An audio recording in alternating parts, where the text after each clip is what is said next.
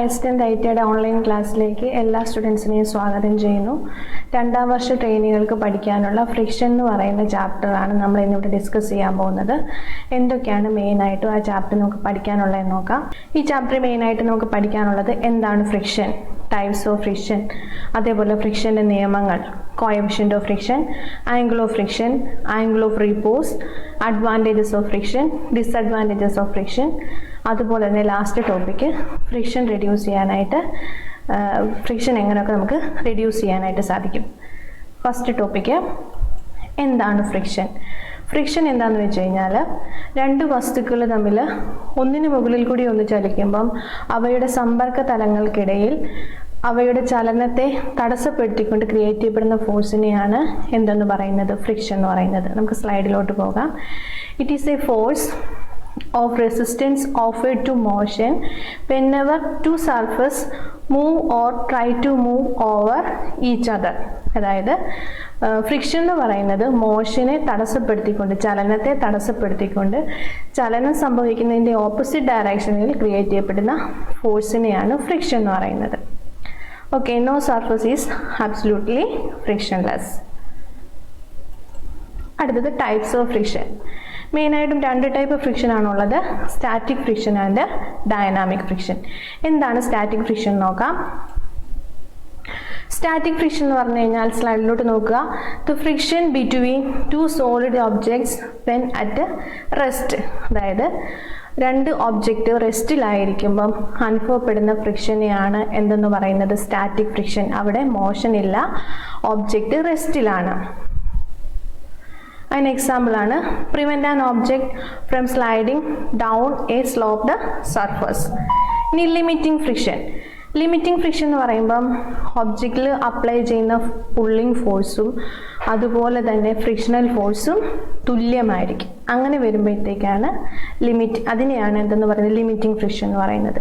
It is the friction between the two surface when the frictional force is equal to applied pulling force, that is F is equal to P. അതായത് frictional ഫോഴ്സും pulling ഫോഴ്സും same ആയിരിക്കും അല്ലെങ്കിൽ equal ആയിരിക്കും. Dynamic friction. Static ഫ്രിക്ഷനകത്ത് നമ്മൾ പറഞ്ഞു body at rest. Dynamic friction എന്ന് പറയുമ്പോഴത്തേക്കും ഒബ്ജക്റ്റ് മോഷൻ ഉണ്ടാവുമ്പം, ചലിച്ചുകൊണ്ടിരിക്കുമ്പം അവയ്ക്കിടയിൽ ഉണ്ടാകുന്ന ഫ്രിക്ഷനെയാണ് ഡൈനാമിക് ഫ്രിക്ഷൻ എന്ന് പറയുന്നത്. നോക്കിക്കേ, the friction between two objects when are in motion. ചലിച്ചുകൊണ്ടിരിക്കുമ്പം അനുഭവപ്പെടുന്ന ഫ്രിക്ഷനാണ് ഡൈനാമിക് ഫ്രിക്ഷൻ. സ്റ്റാറ്റിക് ഫ്രിക്ഷൻ എന്ന് പറയുമ്പം ബോഡി ചലിക്കുന്നില്ല, ബോഡി റെസ്റ്റിലാണ്. ഡൈനാമിക് ഫ്രിക്ഷനെ കൈനറ്റിക് ഫ്രിക്ഷൻ എന്നും പറയുന്നു. ഇനി ഡൈനാമിക് ഫ്രിക്ഷൻ്റെ ടൈപ്സ് ആണ് സ്ലൈഡിംഗ് ഫ്രിക്ഷൻ, റോളിംഗ് ഫ്രിക്ഷൻ. ഇനി സ്ലൈഡിംഗ് ഫ്രിക്ഷൻ എന്താണെന്ന് നോക്കാം. Friction experienced by an object when it slides over another object. ആ പേരിനകത്ത് തന്നെ ഉണ്ട്, സ്ലൈഡ് ചെയ്ത് പോകുമ്പോൾ ഉണ്ടാകുന്ന ഫ്രിക്ഷൻ. അതായത് ഒരു ഒബ്ജക്റ്റിൻ്റെ മുകളിൽ കൂടി ഒരു ഒബ്ജക്റ്റ് സ്ലൈഡ് ചെയ്ത് പോകുമ്പം അവയ്ക്കിടയിൽ ഉണ്ടാകുന്ന ഫ്രിക്ഷനെയാണ് സ്ലൈഡിംഗ് ഫ്രിക്ഷൻ എന്ന് പറയുന്നത്. നോക്കിക്കേ, sliding friction is always less than limiting friction. ആ കണ്ടീഷൻ എപ്പോഴും ഓർമ്മയിലുണ്ടായിരിക്കണം.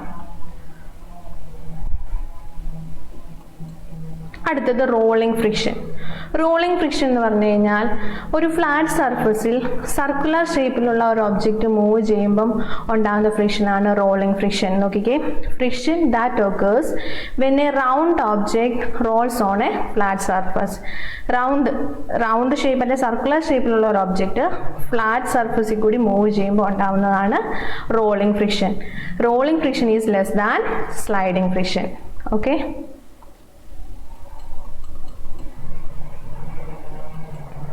അടുത്തത് ഈ ഒരു ഫിഗർ നോക്കുക. ഈ ഫിഗറിനകത്ത് എഫ് മാർക്ക് ചെയ്തിട്ടുണ്ട്, പി ഉണ്ട്, ഡബ്ല്യു ഉണ്ട്, ആർ ഉണ്ട്. ഇതൊക്കെ എന്താണെന്ന് നോക്കാം. ഡബ്ല്യു എന്ന് പറഞ്ഞു കഴിഞ്ഞാൽ നോക്കിക്കേ, weight of an object acting vertically downward. ഇതൊരു ഒബ്ജക്റ്റ് ഒരു സർഫസിൽ റെസ്റ്റ് ചെയ്യുവാണ്. ഇതിൻ്റെ ഡബ്ല്യു എന്ന് പറയുന്നത് ഈ ഒബ്ജക്റ്റിൻ്റെ വെയിറ്റ് ആയിട്ട് നമ്മൾ കൺസിഡർ ചെയ്യുന്നു. എഫ് എന്ന് പറയുന്നത് ഫ്രിക്ഷണൽ ഫോഴ്സ്, പി എന്ന് പറയുന്നത് അപ്ലൈഡ് ഫോഴ്സ്, ആർ എന്ന് പറയുന്നത് നോർമൽ റിയാക്ഷൻ. നോക്കിക്കേ, weight of an object acting vertically downward, അതാണ് ഡബ്ല്യു, അതായത് ഇത്. Normal reaction which act upward R, അതായത് normal reaction R, applied pulling force P, frictional force F. When the object is about to move, W equal to R, അതായത് വെയിറ്റും normal റിയാക്ഷനും equal ആയിരിക്കും. അതുപോലെ തന്നെ frictional ഫോഴ്സും apply ചെയ്യുന്ന pulling ഫോഴ്സും same ആയിരിക്കും. ഇനി ഈ ഒബ്ജക്റ്റ് മൂവ് ചെയ്യാൻ തുടങ്ങുമ്പോഴത്തേക്കും പുള്ളിംഗ് ഫോഴ്സ് ഇൻക്രീസ് ചെയ്യുന്നു. ഓക്കെ, അടുത്തത് ലോസ് ഓഫ് ഫ്രിക്ഷൻ, ഫ്രിക്ഷൻ്റെ നിയമങ്ങൾ. ഒന്നാമത് പറയുന്നത് frictional force is directly proportional and perpendicular to the normal reaction. Frictional force, ഫ്രിക്ഷൻ്റെ ഡെഫിനിഷൻ പറഞ്ഞപ്പോൾ നമ്മൾ പഠിച്ചായിരുന്നു, അപ്ലൈ ചെയ്യുന്ന ഫോഴ്സിൻ്റെ അല്ലെങ്കിൽ വസ്തുവിൻ്റെ മോഷന് ഓപ്പോസിറ്റ് ഡയറക്ഷനിലായിരിക്കും ഫ്രിക്ഷണൽ ഫോഴ്സ് ആക്ട് ചെയ്യുന്നത്. അതേപോലെ തന്നെ ഫ്രിക്ഷണൽ ഫോഴ്സ് എന്ന് പറയുന്നത് ഡയറക്ട്ലി പ്രപ്പോർഷണലും അതുപോലെ തന്നെ നോർമൽ റിയാക്ഷന് പെർപെൻഡിക്കുലറും ആയിരിക്കും. പിന്നെ ഫ്രിക്ഷണൽ ഫോഴ്സ് ഡിപ്പെൻഡ് ചെയ്യുന്നത് സർഫസിൻ്റെ നേച്ചറിനെ ഡിപ്പെൻഡ് ചെയ്യുന്നു. അതേപോലെ തന്നെ സർഫസിൻ്റെ ഷേപ്പിനെയോ അതേപോലെ ഏരിയയെയോ കൺസിഡർ ചെയ്യുന്നില്ല. ഓക്കെ, നമുക്ക് സ്ലൈഡിലോട്ട് പോകാം. ഒന്നാമത് പറയുന്നത് frictional force directly proportional and perpendicular to the normal reaction. Frictional force എന്ന് പറയുന്നത് നോർമൽ റിയാക്ഷന് പ്രപ്പോർഷണലും അതുപോലെ തന്നെ പെർപെൻഡിക്കുലറും ആയിരിക്കും. ഇനി രണ്ടാമത്തേത് പറയുന്നത് frictional force act in the opposite to the direction of motion. ചലനത്തിന് എതിർ ദിശയിലാണ് ഫ്രിക്ഷണൽ ഫോഴ്സ് ആക്ട് ചെയ്യുന്നത്. അടുത്തെന്ന് പറയുന്നത് frictional force depends upon the nature of the surface in contact. Frictional force സർഫസിന്റെ നേച്ചറിനെ കൺസിഡർ ചെയ്യും. ഇനിയും അടുത്ത നോക്കിക്കേ, frictional force is independent over the area and shape of the contact surface. നമ്മൾ പറഞ്ഞു സർഫസിന്റെ നേച്ചറിനെ കൺസിഡർ ചെയ്യും. ഇപ്പം സ്മൂത്ത് ആയിട്ടുള്ള സർഫസിൽ ഫ്രിക്ഷൻ എന്തായിരിക്കും, കൂടുതലായിരിക്കും കുറവായിരിക്കുമോ? അപ്പം ആ ഒരു നേച്ചർ, ഇപ്പം പരുപരുത്ത പ്രതലത്തിലാണെങ്കിലോ സ്മൂത്ത് സർഫസിനെക്കാട്ടിലും എന്തായിരിക്കും, കൂടുതലായിരിക്കും. അപ്പം അങ്ങനെ വരുമ്പോഴത്തേക്കും സർഫസിൻ്റെ സ്വഭാവം അല്ലെങ്കിൽ നേച്ചറിനെ കൺസിഡർ ചെയ്യും. പക്ഷേങ്കിൽ അതിൻ്റെ ഷേപ്പ്, സർഫസ് ഏത് ഷേപ്പിലുള്ളതാണ് അല്ലെങ്കിൽ അതിൻ്റെ ഏരിയ, ഇതിനെയൊന്നും എന്ത് ചെയ്യത്തില്ല, കൺസിഡർ ചെയ്യത്തില്ല. ഓക്കെ, അടുത്ത ടേമാണ് കോഎഫിഷ്യന്റ് ഓഫ് ഫ്രിക്ഷൻ. വളരെ ഇമ്പോർട്ടൻ്റ് ആയിട്ടുള്ള ഒരു ടോപ്പിക്കാണിത്. ഇത് വെച്ച് നമുക്ക് പ്രോബ്ലംസ് സോൾവ് ചെയ്യാനുണ്ട്. ഇത് ശ്രദ്ധിച്ച് നന്നായിട്ട് ഇക്വേഷൻ നന്നായിട്ട് പഠിക്കേണ്ടതാണ്. ഓക്കെ, അപ്പോൾ നമുക്ക് ടോപ്പിക്കിലോട്ട് പോകാം. Coefficient of friction. It is the ratio between the frictional force to the normal reaction when the object to move but at equilibrium. Coefficient of friction എന്ന് പറയുന്നത് ഫ്രിക്ഷണൽ ഫോഴ്സും നോർമൽ റിയാക്ഷനും തമ്മിലുള്ള റേഷ്യോനെയാണ് കോഎഫിഷ്യന്റ് ഓഫ് ഫ്രിക്ഷൻ എന്ന് പറയുന്നത്. Okay, coefficient of friction denote ചെയ്യുന്ന letter mu, കണ്ടോ, mu. ഇനിയും coefficient of ഫ്രിക്ഷൻ്റെ പ്രത്യേകത എന്ന് പറയുന്നത് ഇറ്റ് ഈസ് എ കോൺസ്റ്റന്റ്. അതേപോലെ തന്നെ നമ്മൾ പ്രോബ്ലം സോൾവ് ചെയ്യുമ്പം മ്യൂവിൻ്റെ വാല്യൂ എന്ന് പറയുന്നത് എപ്പോഴും ഒന്നിനെക്കാട്ടിലും ചെറുതായിരിക്കും. അതേപോലെ തന്നെ കോഎഫിഷ്യന്റ് ഓഫ് ഫ്രിക്ഷന് യൂണിറ്റ് ഇല്ല. ഓക്കെ, കോഎഫിഷ്യന്റ് ഓഫ് ഫ്രിക്ഷൻ കണ്ടുപിടിക്കാനുള്ള equation F/R, frictional force divided by normal reaction, അല്ലെങ്കിൽ ഫോഴ്സ് ബൈ വെയിറ്റ്. ഓക്കെ, ഈ ഇക്വേഷൻ നന്നായിട്ട് പഠിക്കേണ്ടതാണ്. ഇത് വെച്ചിട്ടുള്ള പ്രോബ്ലംസ് നമുക്ക് സോൾവ് ചെയ്യാനുണ്ട്. നമുക്ക് 2-3 പ്രോബ്ലം ചെയ്ത് നോക്കാം. ഫസ്റ്റ് ക്വസ്റ്റ്യൻ നോക്കുക. A force of 40 kg is required to pull a weight of 400 kg on a horizontal plane. Determine the coefficient of friction. Problems ചെയ്യുമ്പം പറയുന്ന കേട്ടുകൊണ്ടിരുന്ന് കഴിഞ്ഞാൽ നമുക്കത് പഠിക്കാൻ പറ്റത്തില്ല. പ്രോബ്ലംസ് ചെയ്ത് പഠിക്കണം. പ്രോബ്ലംസ് വായിച്ചു പഠിക്കാനുള്ളതല്ല. അതുകൊണ്ട് നിങ്ങൾ ചെയ്ത് പഠിക്കുക. നോക്കുക, നമുക്ക് ക്വസ്റ്റിനകത്ത് ഡയറക്റ്റ് ആയിട്ട് എല്ലാ കാര്യങ്ങളും തന്നിട്ടുണ്ട്. ഫോഴ്സും തന്നിട്ടുണ്ട്, അതേപോലെ തന്നെ വെയിറ്റും തന്നിട്ടുണ്ട്. ക്വസ്റ്റ്യൻ നോക്കിക്കേ. A force of 40 kg is required to pull a weight of 400 kg. അതായത് 400 kg വെയിറ്റ് വെയിറ്റിൽ നമ്മൾ അപ്ലൈ ചെയ്യുന്ന ഫോഴ്സ് എന്ന് പറയുന്നത് 40 kg ആണ്. നമുക്ക് എന്താ കണ്ടുപിടിക്കേണ്ടത്? Coefficient of friction. Coefficient of friction കണ്ടുപിടിക്കാനുള്ള ഇക്വേഷൻ എന്ന് പറയുന്നത് F/W. എഫ് നമുക്ക് തന്നിട്ടുണ്ട് 40 kg, W എന്ന് പറയുന്നത് 400 kg. മ്യൂ കണ്ടുപിടിക്കാനുള്ള ഇക്വേഷൻ F/W. F എന്ന് പറയുന്നത് 40, W എന്ന് പറയുന്നത് 400. ആൻസർ മ്യൂ എന്ന് പറയുന്നത് 0.1. നമ്മൾ കോഎഫിഷ്യന്റ് ഓഫ് ഫ്രിക്ഷൻ പറഞ്ഞ ആ ടേം ഡിഫൈൻ ചെയ്തപ്പം പറഞ്ഞായിരുന്നു കോഎഫിഷ്യന്റ് ഓഫ് ഫ്രിക്ഷന് എന്തില്ല? യൂണിറ്റ് ഇല്ല. അതേപോലെ തന്നെ കോഎഫിഷ്യന്റ് ഓഫ് ഫ്രിക്ഷൻ അല്ലെങ്കിൽ മ്യൂവിന്റെ വാല്യൂ എന്ന് പറയുന്നത് എപ്പോഴും ഒന്നിനെക്കാട്ടിലും ചെറിയ വാല്യൂസ് ആണ് വരുന്നത്. ഓക്കെ,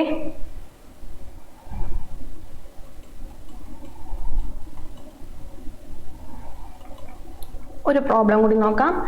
ഈ ക്വസ്റ്റ്യൻ നന്നായിട്ട് വായിച്ചിട്ട് വേണം ചെയ്യാൻ. ഇതിനൊരു പ്രത്യേകതയുണ്ട്.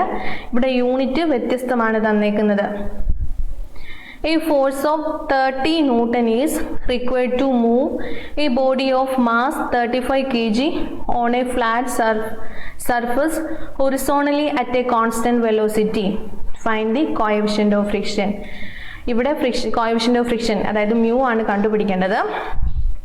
ഫോഴ്സും തന്നിട്ടുണ്ട്, അതേപോലെ മാസ് വെയിറ്റും തന്നിട്ടുണ്ട്. പക്ഷെ ഇവിടുത്തെ ഒരു പ്രത്യേകത എന്ന് പറയുന്നത് ഫോഴ്സ് ന്യൂട്ടണിലാണ് തന്നേക്കുന്നത്, മാസ് കിലോഗ്രാമിലാണ് തന്നേക്കുന്നത്. അപ്പോൾ നമുക്ക് 2 യൂണിറ്റ് ഇട്ട് ചെയ്യാൻ പറ്റത്തില്ല. ഇതിനെ ഒരു യൂണിറ്റിലോട്ട് കൊണ്ടുവരണം. നോക്കുക, ഫോഴ്സ് 30 ന്യൂട്ടൺ ആണ്, വെയിറ്റ് തന്നേക്കുന്നത് കിലോഗ്രാമിലാണ്. അപ്പോൾ വെയിറ്റിനെ നമ്മൾ ന്യൂട്ടണിലോട്ട് കൺവേർട്ട് ചെയ്യണം. അപ്പം 35 kg ആണ് വെയിറ്റ്. 35 × 10. ഇവിടെ എങ്ങനെ 10 വന്നത്? 10 വരാനുള്ള കാര്യം നമ്മൾ ജിയുടെ വാല്യൂ 10 m/s² ആണ് എടുത്തേക്കുന്നത്. ചിലപ്പം ചില ക്വസ്റ്റിനിൽ 9.81 ആയിരിക്കും എടുക്കുന്നത്. ഇവിടെ നമ്മൾ ഈ ക്വസ്റ്റിനകത്ത് എടുത്തേക്കുന്നത് 10 ആണ് എടുത്തേക്കുന്നത്. അപ്പം നമുക്ക് കിലോഗ്രാം എന്നുള്ളത് 350 ന്യൂട്ടണിലോട്ട് കിട്ടും. ഇനി നമുക്ക് ഡയറക്റ്റ് ആയിട്ട് ഇക്വേഷനിലോട്ട് അപ്ലൈ ചെയ്യുക. മ്യൂ കണ്ടുപിടിക്കാൻ F/W. അത് ചെയ്യുമ്പോഴത്തേക്ക് എന്നാ കിട്ടും? 0.0857. കണ്ടോ, മ്യൂവിൻ്റെ വാല്യൂ വന്നേക്കുന്നത് ഒന്നിനെക്കാട്ടിലും ചെറുതാണ് വന്നേക്കുന്നത്.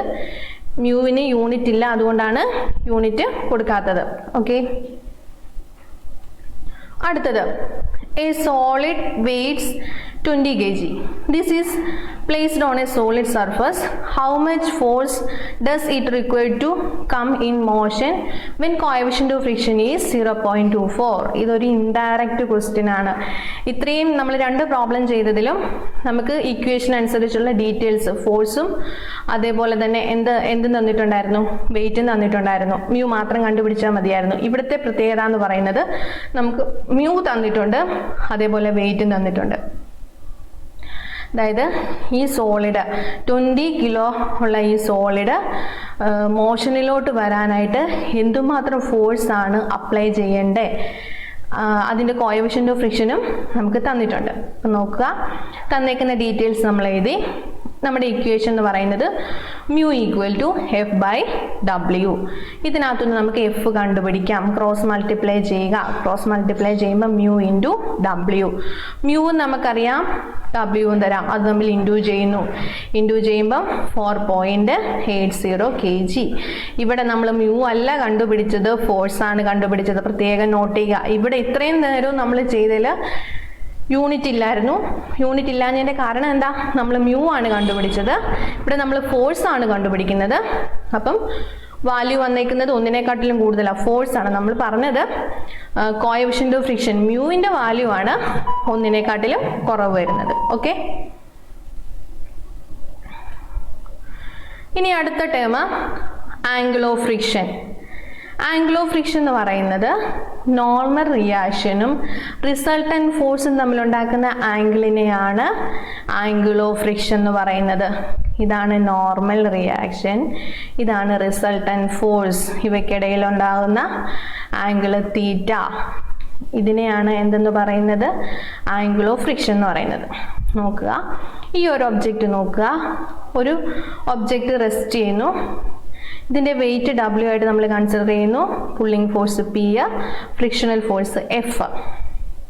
ഇതിൽ ആക്ട് ചെയ്യുന്നതിൻ്റെ ഫലമായി ഇവിടെ ഉണ്ടാകുന്ന റിസൾട്ടൻറ്റ് ഫോഴ്സ് ആക്ട് ചെയ്യുന്നതിൻ്റെ ഫലമായി ഉണ്ടാകുന്ന റിസൾട്ടൻറ്റ് ഫോഴ്സ് ആണ് എന്തെന്ന് പറയുന്നത്, എസ് എന്ന് പറയുന്നത്. അപ്പോൾ റിസൾട്ടൻറ്റ് ഫോഴ്സും നോർമൽ റിയാക്ഷനും തമ്മിലുണ്ടാക്കുന്ന ആംഗിളിനെയാണ് എന്തെന്ന് പറയുന്നത്, ആംഗിൾ ഓഫ് ഫ്രിക്ഷൻ എന്ന് പറയുന്നത്. Okay, angle between the normal reaction and the resultant force of frictional force and the normal reaction. അതായത് റിസൾട്ടൻറ്റ് ഫോഴ്സിനും റിസൾട്ടൻറ്റ് ഫോഴ്സ് നോർമൽ റിയാക്ഷനുമായിട്ട് ഉണ്ടാക്കുന്ന ഈ ആംഗിളിനെയാണ് എന്തെന്ന് പറയുന്നത്, ആംഗിൾ ഓഫ് ഫ്രിക്ഷൻ എന്ന് പറയുന്നത്. Okay, tan theta equal to F by R. F by R എന്ന് പറഞ്ഞാൽ എന്താ, മ്യൂ. അപ്പം tan theta equal to mu. അടുത്തത് angle of repose. Angle of repose എന്ന് പറഞ്ഞു കഴിഞ്ഞാൽ ഒരു ഇൻക്ലൈൻഡ് സർഫസിൽ ഒരു ഒബ്ജക്റ്റ് റെസ്റ്റ് ചെയ്യുന്നു. ആ ഒബ്ജക്റ്റ് റെസ്റ്റ് ചെയ്യുമ്പം ആ ഒബ്ജക്റ്റിന് മോഷൻ ഉണ്ടാവാൻ എന്തുമാത്രം ആംഗിൾ അവിടെ ഇൻക്രീസ് ചെയ്യുമ്പോഴത്തേക്കാണ് ആ ഒബ്ജക്റ്റ് ഡൗൺവേർഡിലോട്ട് വരുന്നത്, ഡൗൺവേർഡിലോട്ട് മോഷൻ ഉണ്ടാവുന്നത്. ആ ആംഗിളിനെയാണ് എന്തെന്ന് പറയുന്നത്, ആംഗിൾ ഓഫ് റീപോസ് എന്ന് പറയുന്നത്. സ്ലൈഡ് നോക്കുക. When an object is placed on an inclined plane, അതായത് ഒരു ഒബ്ജക്റ്റ് ഇൻക്ലൈൻഡ് പ്ലെയിനിൽ പ്ലേസ് ചെയ്യുന്നു. It is remains at rest without sliding till the angle of inclination and angle of friction equal. അപ്പം ഒരു inclined സർഫസിൽ object rest ചെയ്യുമ്പം അതിൻ്റെ angle of ഇൻക്ലിനേഷനും ആംഗിൾ ഓഫ് ഫ്രിക്ഷനും ഈക്വൽ ആയിരിക്കും. When angle of inclination exceed, the object starts sliding down. അപ്പം angle of inclination increase ചെയ്യുമ്പം ഒബ്ജക്റ്റ് താഴത്തോട്ട് സ്ലൈഡ് ചെയ്യാനായിട്ട് സ്റ്റാർട്ട് ചെയ്യുന്നു. അപ്പോൾ എപ്പോഴാണ് സ്ലൈഡ് ചെയ്യാൻ സ്റ്റാർട്ട് ചെയ്യുന്നത്, ആ ആംഗിളിനെയാണ് ആംഗിൾ ഓഫ് റീപോസ് എന്ന് പറയുന്നത്. ഇനി ഫ്രിക്ഷൻ്റെ ഗുണങ്ങൾ എന്തൊക്കെയാണ്? Advantages of friction: help us to walk without slipping. നമ്മൾ നടക്കുമ്പോഴത്തേക്കും വീഴാതെ നടക്കാൻ സാധിക്കുന്നത് ഫ്രിക്ഷൻ ഉള്ളത് കൊണ്ടാണ്. അതേപോലെ തന്നെ ബ്രേക്ക് അപ്ലൈ ചെയ്യുമ്പോഴത്തേക്കും വെഹിക്കിൾസ് സ്റ്റോപ്പ് ആവുന്നത് ഫ്രിക്ഷൻ മൂലമാണ്. അതേപോലെ വെഹിക്കിൾസിൻ്റെ മൂവ്മെൻറ്റ്സ് സാധ്യമാവുന്നത് ഫ്രിക്ഷൻ മൂലമാണ്. അതേപോലെ ഗിയർ, ബെൽറ്റ് ഡ്രൈവ് ഇതൊക്കെ യൂസ് ചെയ്തുകൊണ്ടുള്ള പവർ ട്രാൻസ്മിഷൻ സാധ്യമാവുന്നത് ഫ്രിക്ഷൻ ഉള്ളത് കൊണ്ടാണ്. ഇനിയും ഗുണം പോലെ തന്നെ ദോഷങ്ങളും കാണുമല്ലോ. അപ്പോൾ എന്തൊക്കെയാണ് നമുക്ക് ഫ്രിക്ഷൻ്റെ ദൂഷ്യവശങ്ങൾ അല്ലെങ്കിൽ ദോഷങ്ങൾ നോക്കാം. Causes wear and tear on machine parts. Machine പാർട്സിൻ്റെ തേയ്മാനത്തിനും പൊട്ടലിനും ഫ്രിക്ഷൻ കാരണമാവുന്നു. It produce heat and may cause melting of machine parts. Friction മൂലം ഫ്രിക്ഷൻ മൂലം ഹീറ്റ് ഉണ്ടാകുന്നത് കാരണം മെഷീൻ പാർട്സ് മെൽറ്റ് ആവാനായിട്ട് മെൽറ്റ് ആവുന്നു. അപ്പം അങ്ങനെ മെൽറ്റ് ആവുന്നത് ഫ്രിക്ഷൻ്റെ ഒരു ഡിസഡ്വാൻറ്റേജസ് ആണ്.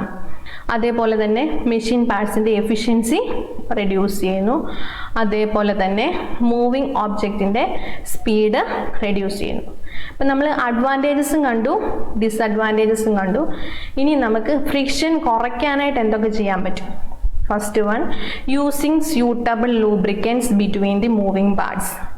മൂവിങ് പാർട്സിൽ നമ്മൾ സ്യൂട്ടബിൾ ആയിട്ടുള്ള ലൂബ്രിക്കൻസ് യൂസ് ചെയ്യുക. അതായത് ഓയിലോ അതേപോലെ ഗ്രീസ് ഇതൊക്കെ യൂസ് ചെയ്യുക. By polishing the surface to make them smooth. Surface smooth ആകാൻ വേണ്ടി പോളിഷ് ചെയ്യുന്നു. അതേപോലെ ബോൾ ബെയറിങ്സ് യൂസ് ചെയ്യുന്നു. അതേപോലെ തന്നെ ഫ്രിക്ഷൻ കുറയ്ക്കാൻ വേണ്ടി നമ്മൾ വീൽസ് യൂസ് ചെയ്യുന്നു. ഇത്രയും ടോപ്പിക്കാണ് നമുക്ക് ഈ ചാപ്റ്ററിൽ പഠിക്കാനുള്ളത്. പ്രോബ്ലംസ് നിങ്ങൾ ചെയ്ത് പഠിക്കുക. കേട്ട് പഠിച്ചാൽ ഒരിക്കലും നമുക്കത് പഠിക്കാനായിട്ട് സാധിക്കത്തില്ല. ഓക്കെ, നന്നായിട്ട് പഠിക്കുക. Thank you.